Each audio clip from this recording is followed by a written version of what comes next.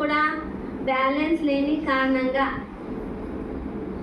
మనము అంత ఉన్నతంగా మారలేము. మరి స్వపురుషార్థం తర్వాత సేవ ఎక్కువగా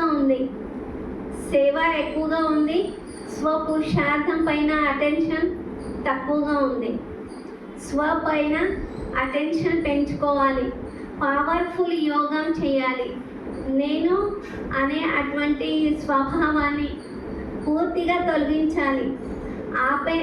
బంద్ చేస్తారు, కానీ ఎలా బంద్ చేస్తారంటే మాయ వచ్చేస్తుంది, అలా బంద్ చేస్తారు.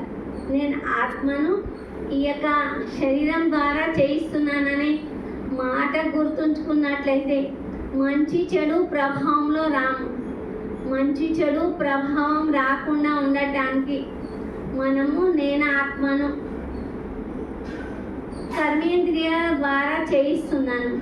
నేను ఆత్మను కరణహార్ ఉన్నాను, కరావన్హార్ బాబా ఉన్నారు. నేను అనే విషయాన్ని ఎప్పుడు కూడా రానివ్వద్దు.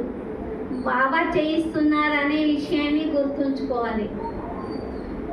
మరియు స్వపురుషార్థం మరియు సేవలో రెండిట్లో బ్యాలెన్స్ ఉండాలి. బ్యాలెన్స్ లేనట్లయితే బ్లెస్సింగ్స్ మనం బ్లెస్సింగ్స్ పొందితేనే ఇతరులకు ఇవ్వగలుగుతాం.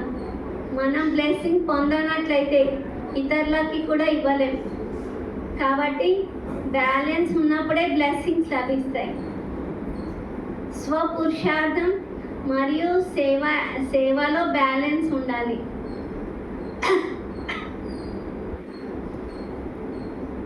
మరియు నేను అనే అటువంటి శబ్దాన్ని రానివ్వద్దు.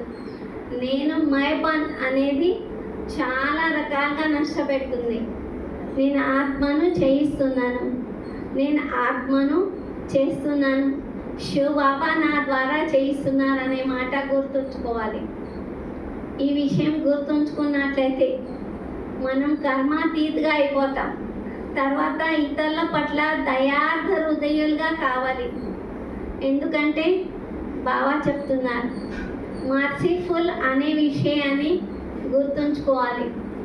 ఎందుకంటే భక్తి మార్గంలో కూడా మర్సిఫుల్ భగవంతుడా నా పైన దయ చూపించని అడుగుతూ ఉంటారు. నా పైన దయ చూపిస్తేనే బాబా చెప్పారు రహీం దిల్గా కాగలుగుతాం, దయార్థ హృదయులుగా తయారు కాగలుగుతాం. మరియు నేను ఆత్మను